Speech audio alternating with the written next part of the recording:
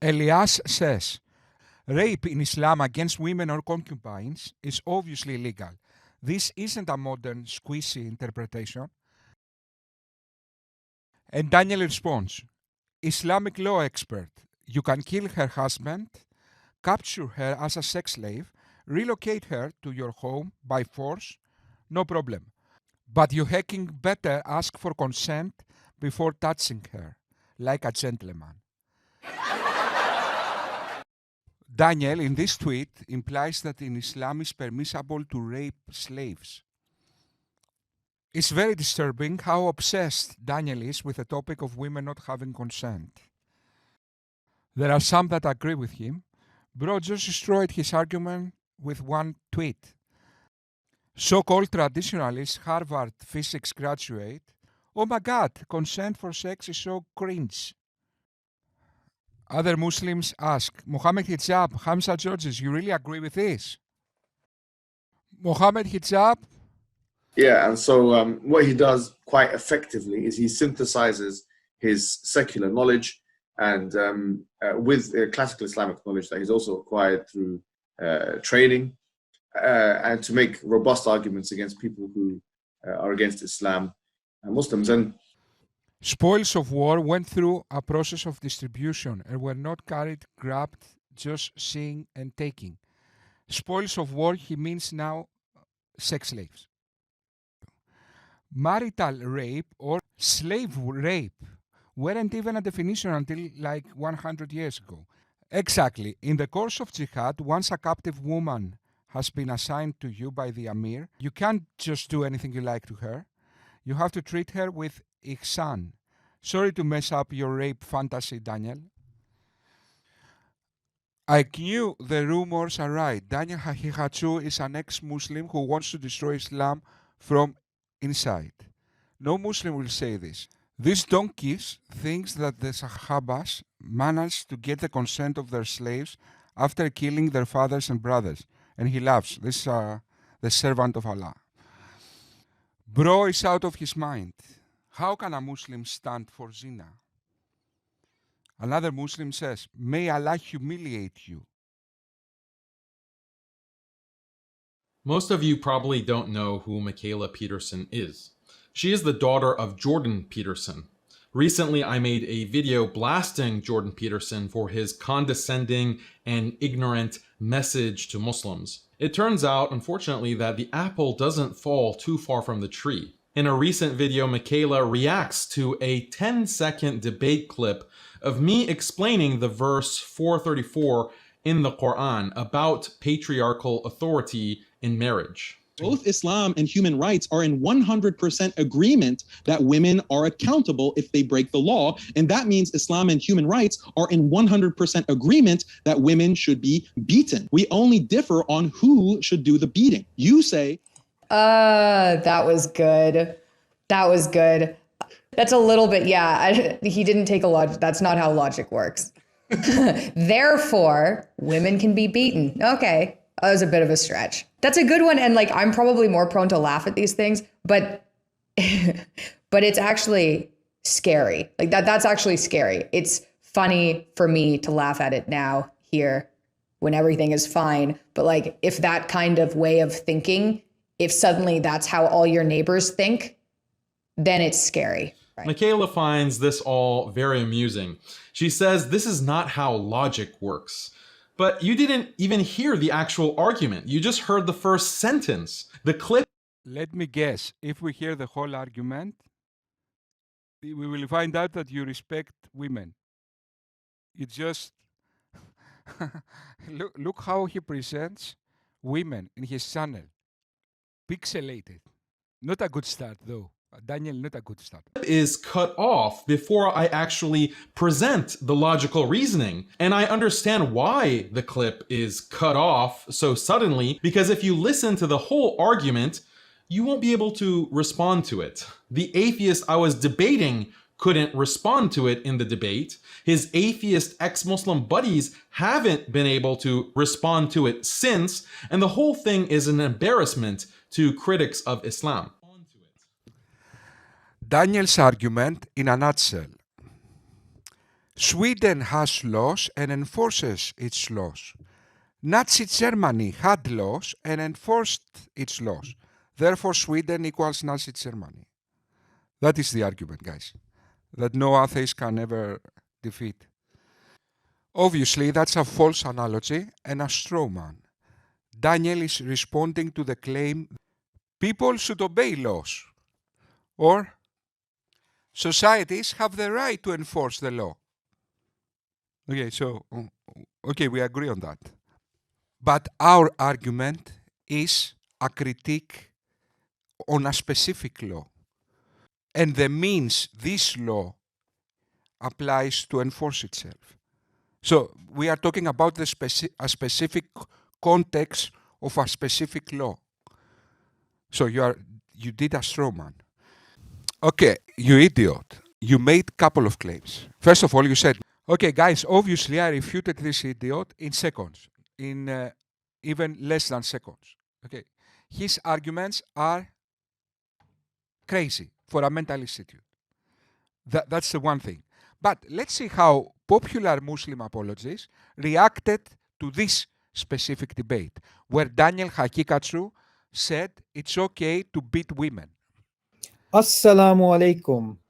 We are back. We are today going to be speaking about a very funny and interesting demolition.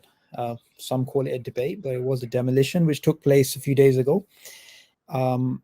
Obviously, I wouldn't bother spending my time watching a debate unless, a debate with someone as pathetic as Harris, but Daniel was there, and obviously he's the reason I was watching the debate. And Subboor, you mentally retarded psychopath. Simple. Sorry, guys, I couldn't handle myself. Okay.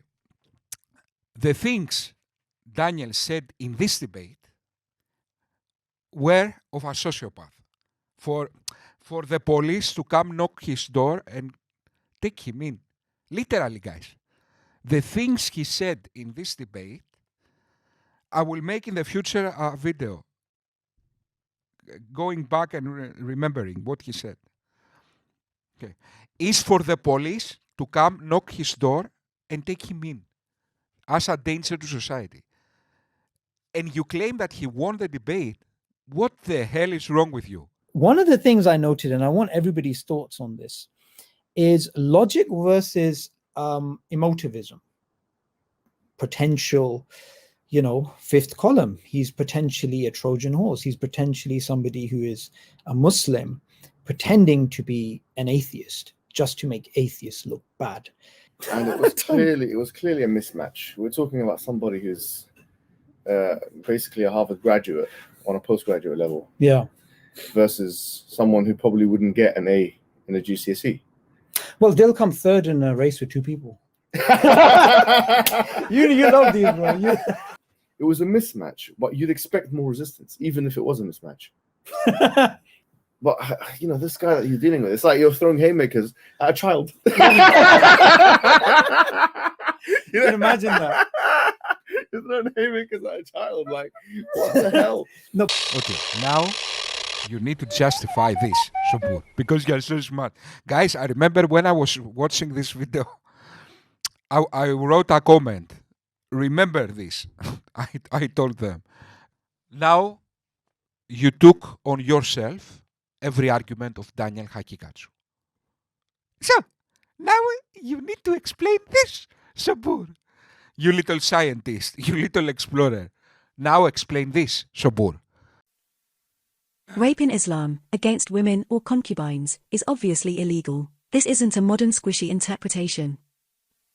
For those of you who believe this, do you also believe that a slave doesn't have the obligation to obey his master if he doesn't want to? If you say no, that just means you don't understand slavery. If you say yes, why do female slaves have opt-out privileges that males do not? Obviously, Abu Amina has misconstrued and selectively translated the source passage, as is his usual practice. That's a separate point. But I am just wondering what is going through these people's heads when they talk about slavery. Hence the question. Rape is a form of either physical, psychological, or mental torture. Islam forbids both to be done to slaves. Is it also psychological torture to require male slaves to obey their masters without their consent? If yes, then slavery must be torture and is therefore forbidden in Islam, according to your logic. A slave doesn't have to obey his master in everything. What if a Muslim slave is called towards adopting elements of kufr or even called to apostatize? Owner can sell slave who doesn't want sex. Obviously, I'm talking about obedience in permissible things. Does the slave have to obey his master in permissible things, or can he opt out whenever he feels like it? There's disliked things. A man is cursed for not having sex with their spouse, but it's still permissible to decline. What's the consequence of the slave not wanting to have sex? Can he violently force her to impose sex? I can't find even any info online on this, by the way. First of all, it is absolutely not permissible to decline sex with husband without a valid excuse. Second of all, stop deflecting and answer my question about the male slave. Yes, because female are different from males. I'm gonna do it as simply as I can. We're on Twitter. Are you saying rape is permissible in Islam? Why are females different? Females just get automatic privileges over males? Cite one Islamic source that has this principle.